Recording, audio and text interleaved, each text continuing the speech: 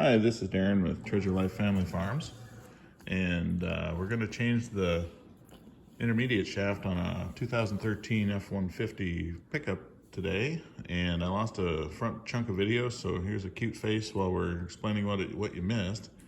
You want to tie off your steering wheel when you start this project so that it doesn't spin around when you get the shaft off. So you'll see that in the picture where I've got a bungee cord to strap that down to the brake pedal, but that's the video that was missing.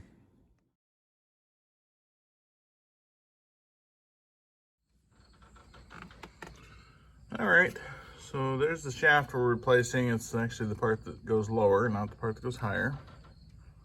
So we gotta take that bolt out, and we follow it down.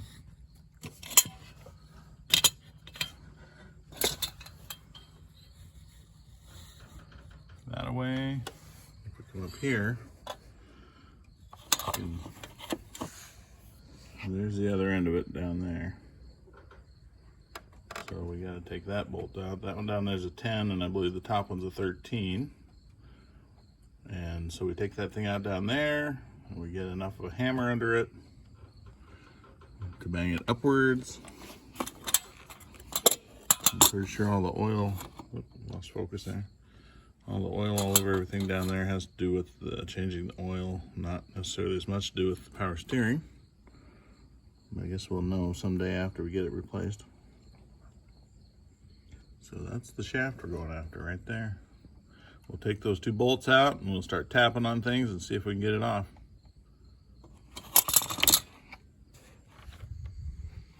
All right, we have our two shafts here side by side. This is the upper end. The lower end, the lower end. It's all still very good, good to go, happy and ready to more life. On this end, this one actually turns really nice this way, but you can't move it. I couldn't force it if I had to go the other way, which was the problem. It should be free both ways.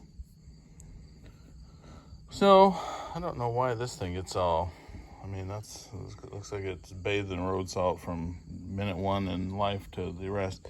The other thing that really still works on this old one is the telescoping part. It's still all happy there. So that's why we're replacing it. That thing there is stiff, this universal stiff, and when you go to turn, you feel the lump in the steering wheel, and it's actually, you know, kind of somewhat of a deal. So we're replacing it. This is an OEM part from somewhere off the internet. These things are like 210 bucks or 220 anywhere you want to look, and it was like 150 at this Champaign Ford in Champaign, Illinois, off the internet. So I guess that worked out. Looks exactly like the OEM one to me, so that probably is. So here we go back together. I'll probably get some emery cloth and shine the shafts up. You can kind of see how they're just rusty, and it'll probably be a lot easier to get that back on there if I just shine that up a little bit, if I can find some, either that or just even sandpaper. Same thing for the lower one. It's down there. Maybe if I can put a couple twists on that with some sandpaper, it'll go up back together much better than. It didn't actually come apart all that bad. You know, I just tapped it maybe a couple hundred times with a hammer. You can't get in there very well at all, so little taps and it came apart. Where's this one out here? There it is. The top one was harder than the bottom one, just for note. So far so good. We'll try to put it back together now. All right, I got the new shaft installed, and I guess the one note I have about that is that I think I used up my good chance in life. Like the one time things actually work really good, and I used it on. So I got this thing installed now, and it actually went on really well, which worries me because now I'm pretty sure I used my one chance in life where things actually work out.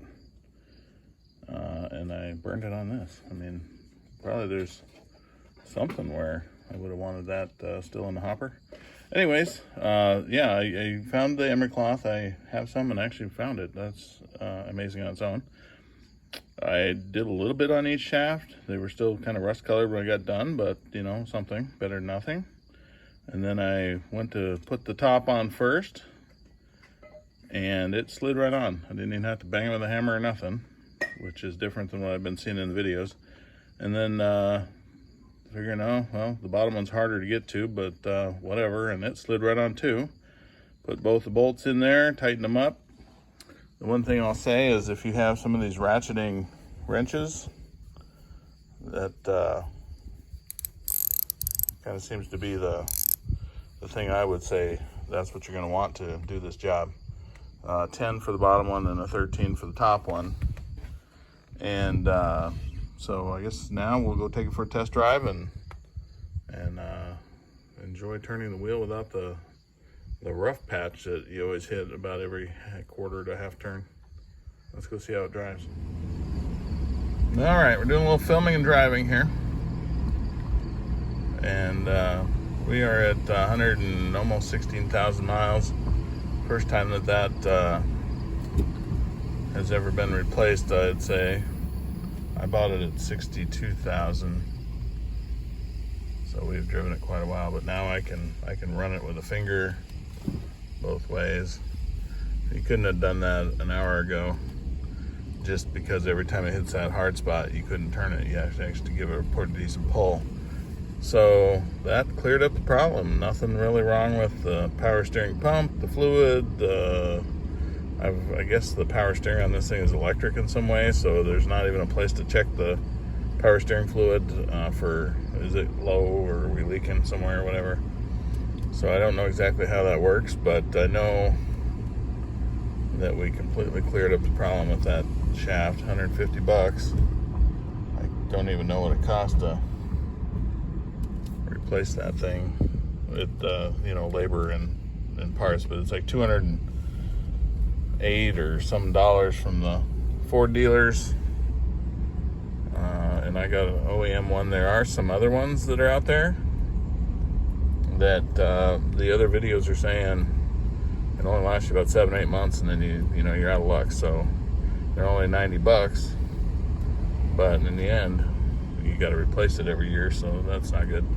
So we'll see. Hopefully this one would be at least at 230,000 before we need another one. But in any case, not too bad to change, really. That's the intermediate shaft on a 2013 Ford F-150. Very smooth now. Thanks for watching.